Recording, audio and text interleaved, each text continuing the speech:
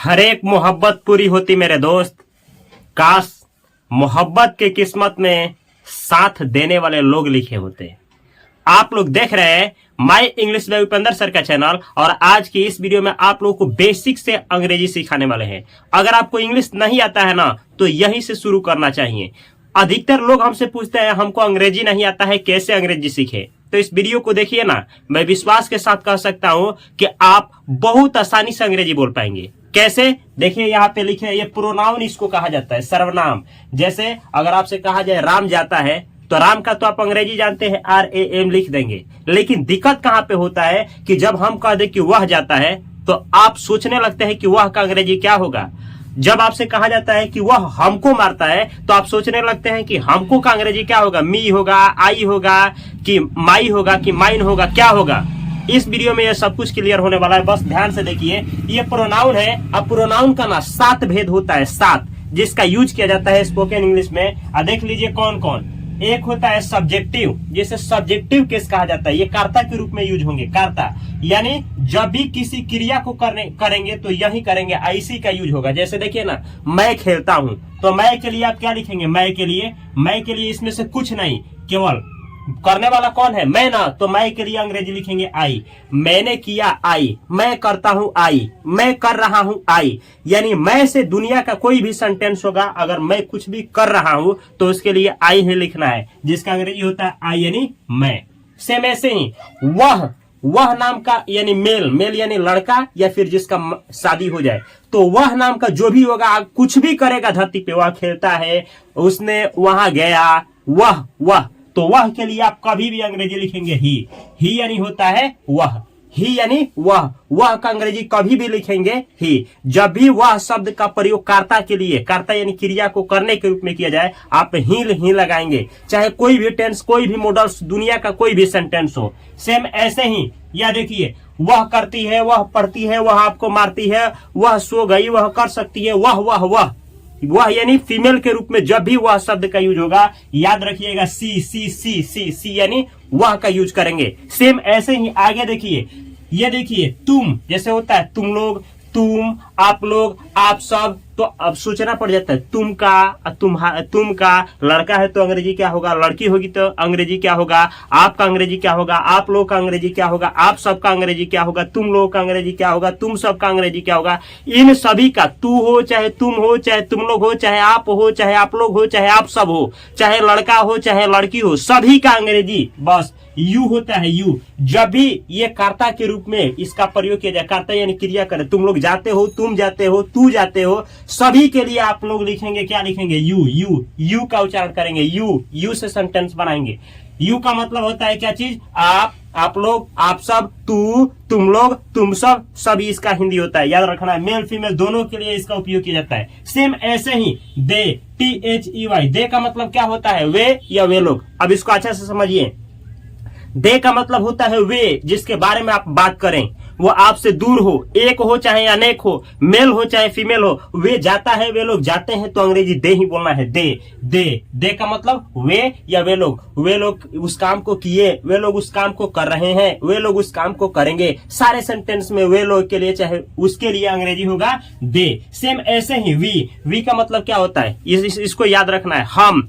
हम बोले चाहे हम लोग बोले, यानी हम मतलब अकेला, हम लोग मतलब हमारी टीम हो, यानी कुछ लोग हो, तो हम हो चाहे हम लोग हो, इसके लिए हमेशा और हमेशा यूज करना है वी। जैसे हम कर सकते हैं, वी कैन, हम कर सकते हैं, हम लोग उस काम को कर सकते हैं, वी कैन डू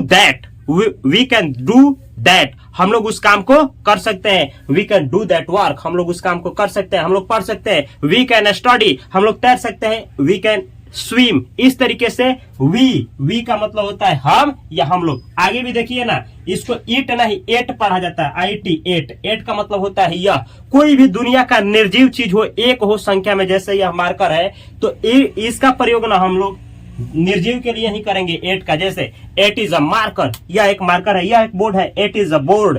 तो जब भी दुनिया का कोई भी चीज हो, एक हो, निर्जीव हो, उसके बारे में कुछ कहना हो, तो एट का प्रयोग करेंगे। एट का सजीव के लिए भी कर सकते हैं, यह एक बिल्ली है, एट इज अ कैट, समझे। यानी सजीव निर्जीव दोनों के लिए इसका यूज हम कर सकते हैं। आगे देखिए WHO, WHO का मतलब होता है कौन, कौन जा रहा है, हु इज गोइंग कौन आ रहा है, हु इज कमिंग किसका फोन है। इस तरीके से सेंटेंस बनाने के लिए ना इसका बहुत बहुत बहुत यूज होता है हु का। आगे देखिए, तो ये है सब्जेक्ट, ये सब्जेक्ट दुनिया का कोई भी सेंटेंस हो, अगर कर्ता कोई काम कर रहा है और उसका नाम नहीं है तो इसी का यूज होगा। कैसे होगा देखिए, जब भी मैं कहना हो तो आई बोलिएगा, जब भी वह कहना हो, वह यानी लड़का के लिए मर्द के लिए तो ही बोलिएगा, अगर लड़की के लिए वह कहना हो तो सी बोलिएगा, और लड़का हो चाहे लड़की हो, तू हो, तुम लोग हो, तुम सब हो, आप लोग हो, आप सब हो, आप लोग हो, सभी के लिए आप यू बोलिएगा। ऐसे ही एक संख्या में वे हो चाहे वे लोग हो उसके लिए दे बोलिएगा, हम हो चाहे हम लोग हो इन सभी के लिए वी बोलना है हमेशा और हमेशा। सेम ऐसे ही यह के लिए सजीव हो चाहे निर्जीव हो, यह एक हो एक संख्या में यह कहना हो तो एट बोलिएगा। कौन से प्रश्न करना हो, कौन खेल रहा है, कौन गया, कौन फोन किया था, कौन आया था, कौन कर सकता है, दुनिया का कैसा भी सेंटेंस हो, कौन से शुरू हो, आप ऐसे ही हु का यूज करेंगे। सेम ऐसे ही ये देखिए, ये तो है कर्ता यानी क्रिया को करने वाला होगा, लेकिन ये देखिए क्रिया का जिस पे प्रभाव पड़ता है उसको कर्म कहते हैं। इन लोगों पे प्रभाव पड़ेगा, इन लोगों पे प्रभाव पड़ेगा, यानी वाक्य में क्रिया का प्रभाव इस पे पड़ेगा, किस पे, ऑब्जेक्ट पे, कर्म पे। जैसे देखिए ना, वह मुझको मारता है, किसको मारता है, मुझको, मुझ पे असर पड़ा, वह आपको मारता है, मारने का असर आप पे पड़ रहा है, आप हुए ऑब्जेक्ट, ये ऑब्जेक्ट का काम करता है, इन लोगों पे प्रभाव पड़ता है, क्रिया का प्रभाव पड़ता है। जैसे देखिए ना, वह मुझको बुला रहा है, अच्छा बुलाने का काम किसको कर रहा है, मुझको, मुझे बुला रहा है, मुझे, वह आपको बुला रहा है। तो अब इस सेंटेंस में मुझको, आपको, उसको, इसका अंग्रेजी क्या होता है, तो देखिए जब भी कहना हो मुझे या मुझको, जैसे देखिए वह मुझे मारता है, वह उसका मारने का प्रभाव मुझ पे पड़ता है ना, तो वहां मुझको का अंग्रेजी आई नहीं होगा, क्योंकि ना क्रिया का प्रभाव मुझ पे पड़ रहा है। तो ऐसे केस में ना अब आई नहीं होकर के मुझे हो चाहे मुझको हो, दोनों का अंग्रेजी मी होगा, मुझे या मुझको। सेंटेंस में प्रयोग करेंगे, आगे सब कुछ सिखाएंगे, टेंशन मत लीजिए। तो मुझे कहना हो चाहे मुझको कहना हो, लड़का हो चाहे लड़की, तो ना मी यानी मुझे या मुझको, मी यानी मुझे या मुझको। ऐसे ही ये देखिए, उसे बुलाओ, उसे किसे बुलाओ, उसे बुलाना है लेकिन किसी और को, यानी क्रिया का प्रभाव किसी और पे पड़ रहा है। अब मेल है तो उसे कहेंगे, उसे, तो मेल के लिए हिम यानी उसे, हिम यानी उसे। अगर फीमेल है और उसे कहना हो तो हर, उसे बुलाओ, हर, HER, हर यानी उसे। याद रखना है इसको, अगर आप याद रखते हैं तो टेंस में काम करेगा, पैसिव वॉइस में काम करेगा, आपको नरेशन में काम करेगा, स्पोकन इंग्लिश में काम करेगा, बहुत बहुत जरूरी है ये।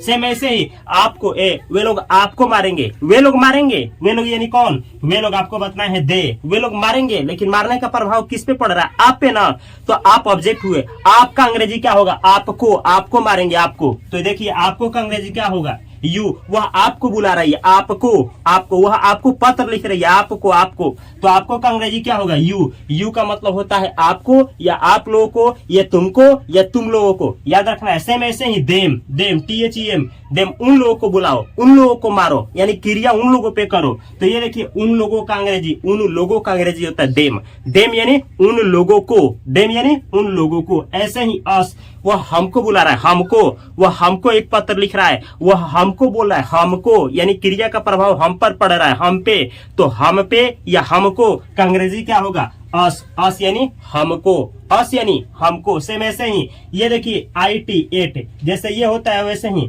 एट, इसका हिंदी होता है इसे, एट यानी इसे। याद रखना है, एट का मतलब यह भी होता है, इसे भी होता है। यह कब होगा, जब सब्जेक्ट बनेगा, यह ऑब्जेक्ट बनेगा, तो इसे, टेंशन मत लीजिए। आगे देखिए हुम, WHOM, हुम का मतलब होता है किसको, आप किसको बुला रहे हैं, किसको, आप किसको फोन कर रहे हैं, किसको, तो किसको का अंग्रेजी होता है हुम यानी किसको। तो ये है आपका सब्जेक्टिव केस। अब याद कैसे रखेंगे, ऐसे देखिए, आई का मी, ही का हिम, सी का हर, यू का यू, दे का देम, वी का अस, एट का एट, हु का हुम। ऐसे आप लोग याद रखेंगे। आगे देखिए, ये है पोसेसिव एडजेक्टिव। पोसेसिव एडजेक्टिव क्या होता है, यानी ये देखिए इसी का ये रूप है, लेकिन इसके बाद ना जस्ट नाउन आएगा। जैसे देखिए, अगर कहना हो मेरा घर अच्छा है, मेरा घर, तो अब आई लिखिएगा, मी लिखिएगा, गलत आंसर। यहाँ अधिकार बतलाया जा रहा है, अधिकार कि मेरा घर। जब भी अधिकार बतलाया जाए, अधिकार जब भी बतलाया जाए, इसी का उपयोग होगा, किसका, इसका। जैसे मेरा घर, तो मेरा घर हो तो माई होम, मेरी घर माई होम, मेरा हो चाहे मेरी हो, दोनों का इंग्लिश माई, मेरा मार्कर, माई मार्कर। हम लड़की भी होते हैं कहते मेरी मार्कर तो माई मार्कर। ऐसे ही मेरी कलम, माई पेन, मेरा किताब, माई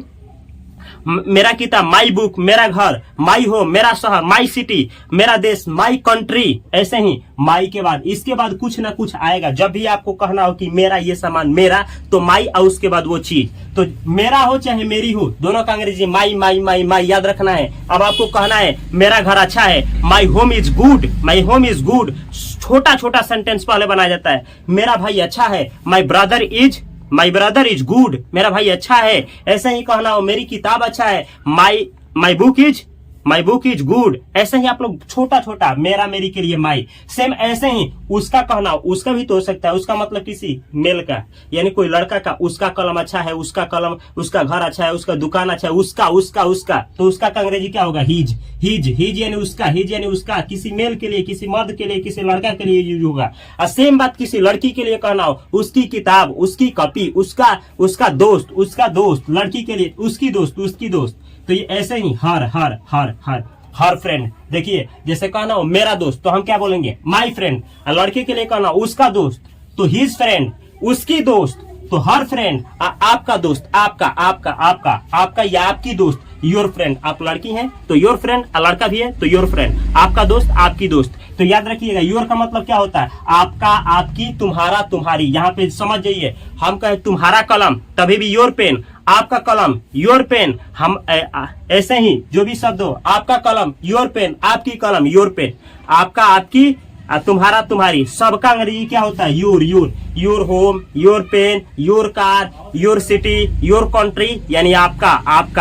याद रखना है, आपका हो, आपकी हो तो योर। सेम ऐसे ही उन लोगों का दुकान, उन लोगों का चाचा, उन लोगों की चाची, उन लोगों का दोस्त, उन लोगों का मकान, उन लोगों का गन तो देयर यानी उन लोगों का, देयर यानी उन लोगों का। ऐसे ही अब कहना हो हमारा से कुछ भी कहना हो, दुनिया में कुछ भी बतलाना हो, हमारा मकान, हमारा घर, हमारा दुकान, हमारा भाई, हमारा दोस्त, हमारा चाहे हमारी, तो दोनों के लिए कहेंगे आवर फ्रेंड, हमारा दोस्त या हमारी दोस्त। आवर पेन, हमारा कलम या हमारी कलम। इस तरीके से आवर का मतलब होता है हमारा, हमारी, हमारी। आवर। आगे देखिए, ये देखिए इट्स, इसको इट्स पढ़ा जाता है। इट्स मतलब इसका ढक्कन, इट्स देख रहे हैं, इसका बोलेंगे इसका ढक्कन, इट्स।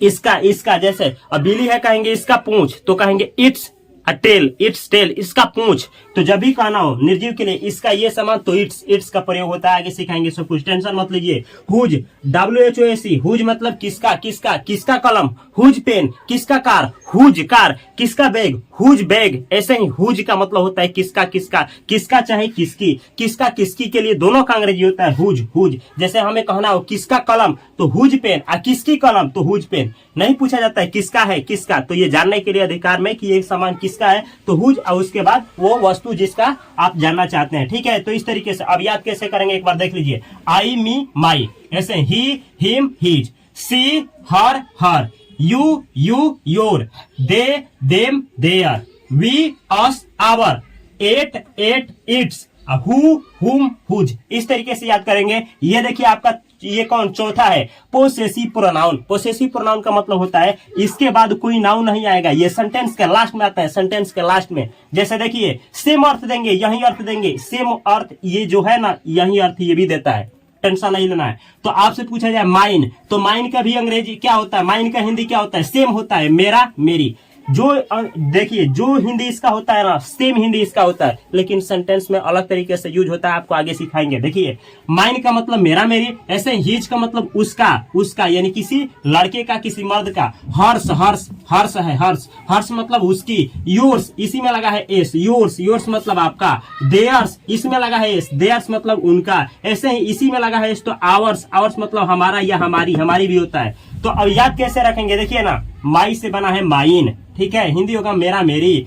हिज से सेम, हिज का हिज ही, उसका का उसका ही। आइए देखिए हर में एस जोड़े हैं, हर्ष उसकी। योर में एस जोड़े हैं, योर्स आपका। ये देखिए देयर में देयर्स, सेम हिंदी, उनका चाहे उन लोगों का। ठीक है, आवर, इसमें एस जोड़िएगा, आवर्स। अब याद कैसे रखना है? इस तरीके से, आई, मी, माई, माइन। आगे देखिए ही, हिम, हिज। ऐसे ही सी, हर्स। आगे देखिए योर, योर्स। आगे देखिए दे, देम, देयर, देयर्स। आगे है वी, अस, आवर, आवर्स। अगला है एट, एट, इट्स, इसमें कुछ नहीं। आगे देखिए हु, हुम, हुज, इसमें कुछ नहीं। अब देखिए अगला है आपका, अगला ये दो केस है। ये देखिए थोड़ा सा रिफ्लेक्सिव है। रिफ्लेक्सिव का मतलब क्या होता है, जब वाक्य में यह दिखाना हो कि कर्ता कोई काम खुद से करता है, खुद से, जैसे मैं खुद ही नहाता हूं, वह खुद से पढ़ती है, मतलब वो दूसरे से कोई काम नहीं करवाती है, खुद करती है। जब कर्ता स्वयं से कार्य कोई करे तो उसमें इसी का यूज होता है, ठीक है, इसी वाले का, रिफ्लेक्सिव का। इम्फेक्टिक, देखिए इम्फेक्टिक के रूप में भी इसका उपयोग होता है। इम्फेक्टिक का मतलब होता है ना जोरदार वाक्य देने के लिए ना इसका यूज होता है। तो बस आप इतना ही जानिए कि जब वाक्य में कर्ता कोई काम खुद ही करे, स्वयं ही करे, जैसा नहीं बोला जाता है तुम इस काम को स्वयं कर सकते हो, मैं इस काम को स्वयं कर सकता हूं, वह खुद पढ़ सकती है, तो ऐसे सेंटेंस बनाने के लिए ही ये काम में आता है। जैसे देखिए माई सेल्फ, जैसे कहा जाता है ना खुद पर विश्वास रखो, खुद पर विश्वास रखो। बिलीव इन योर सेल्फ, मैं खुद पर विश्वास रखता हूं, I believe in my self. तो ऐसे खुद पर स्वयं पर का अंग्रेजी के लिए यही सब यूज होता है। कैसे, जब कहना हो मैं स्वयं, अच्छा मैं खुद, तो माई सेल्फ का मतलब होता है मैं स्वयं, मैं खुद। ऐसे ही वह स्वयं कहना, वह स्वयं खुद, तो हिम सेल्फ का मतलब होता है वह स्वयं, वह खुद। आइए फीमेल के लिए कहना हो वह स्वयं या वह खुद, वह स्वयं पढ़ती है, वह खुद करती है, तो ये देखिए हर सेल्फ। ऐसे ही तुम स्वयं, आप स्वयं, कहते नहीं तुम खुद पर विश्वास रखो, खुद पर, स्वयं पर, तुम खुद पर विश्वास रखो, तुम खुद पे क्या करो, यकीन रखो, तो तुम खुद पर, अच्छा है आप खुद पर, तो आप स्वयं, तुम स्वयं, आप लोग स्वयं, तुम लोग स्वयं, सबका अंग्रेजी होगा योर सेल्फ। ऐसे ही वे स्वयं, चाहे वे लोग स्वयं, चाहे वे लोग खुद, तो देम सेल्व्स पढ़ना सीखिए, देम सेल्व्स। हम लोग स्वयं, अच्छा हम स्वयं कर सकते हैं, हम लोग स्वयं कर सकते हैं, तो इसका अंग्रेजी क्या होगा, आवर सेल्व्स। ऐसे ही यह स्वयं, जैसा नहीं होता है अपने आप दोपहर हो गया, अपने आप स्वयं खुद ब खुद हो गया, अपने आप जब काम कोई हो, खुद ब खुद कोई काम हो, तो यह स्वयं कहना हो, तो इसका अंग्रेजी होता है इटसेल्फ। अब याद कैसे रखेंगे, इस तरीके से याद रखना है। ये सब अगर आपको आता है तो सेंटेंस बनाने में दिक्कत नहीं होगा, थोड़ा सा है जो आगे आप लोगों को सिखाएंगे हम, टेंशन मत लीजिए। इस तरीके से याद रखेंगे, I, me, my, mine, myself, he, him, his, himself, she, her, hers, herself, you, your, yourself, they, them, theirs, ये है themselves, we, us, ours, ourselves. ऐसे ही एट, इट्स, इसमें कुछ नहीं, इटसेल्फ। आइए देखिए हु, हुम, हुज, बस रोक देना है। तो ये है प्रोनाउन। अगर आप इसको याद कर लेते हैं ना, तो विश्वास रखिए कि आप सेंटेंस बनाने में अब आसानी से सीख जाएंगे, क्योंकि ये देखिए सब्जेक्ट हो ही गया प्रोनाउन का, ऑब्जेक्ट हो ही गया, दुनिया का कोई भी अधिकार बतलाना हो कि उसका मकान, मेरा मकान, किसी का भी मकान, चाहे कोई भी सामान, अधिकार बतलाने के लिए इसका यूज कर ही देंगे। अधिकार नहीं बतलाना हो तो इसका उपयोग कर सकते हैं, या बतलाने के लिए इसका भी दूसरे तरीके से उपयोग होता है। सेम चीज अगर आप लोगों को मैं स्वयं, मैं खुद, ये बतलाना हो कि कोई कर्ता जो है खुद ब खुद कोई कार्य करता है, तो इसका यूज कर ही देंगे। अब प्रोनाउन में यही ना यूज होता है, और नाउन तो आप लोग को आता है राम का अंग्रेजी राम ही होता है। अब बच्चा सेंटेंस बनाना, तो अगर इस वीडियो से आप लोगों को सीखने को मिला तो इस चैनल को सब्सक्राइब करके बेल आइकन की घंटी को दबा लें। अगर आप लोग 10th क्लास का तैयारी करना चाहते हैं हमसे जुड़ करके, तो यहाँ पे fast coaching centre by Upendra sir का चैनल, इस चैनल को भी जरूर ज्वाइन करें, इस चैनल को भी अवश्य सब्सक्राइब करें। अगर आप लोग फाइनेंस के बारे में कुछ सीखना चाहते हैं, म्यूचुअल फंड, स्टॉक मार्केट के बारे में सीखना चाहते हैं, तो यहाँ पे फास्ट फाइनेंशियल एजुकेशन चैनल, इस चैनल को भी सब्सक्राइब करके और बेल आइकन की घंटी को दबा लें। और इसी तरीके से आप लोग अंग्रेजी सीखना चाहते हैं तो यहाँ है वीडियो, इस प्लेलिस्ट में बहुत सारा अंग्रेजी का वीडियो है, इसको भी देखें और इस चैनल से भी जुड़े रहे। फेसबुक, इंस्टाग्राम, हर एक जगह पे fast coaching centre by Upendra sir my English करके पेज है, हर एक जगह पे फॉलो करें। मैं मिलता हूँ अगली वीडियो में बेहतर कंटेंट के साथ, तब तक के लिए आप सभी को तहे दिल से नमस्कार। Thanks for watching this video अच्छा लगा हो तो इस चैनल को सब्सक्राइब करना, बेल आइकन की घंटी को दबाना और इस वीडियो को अपने दोस्तों के पास शेयर करना ना भूलें।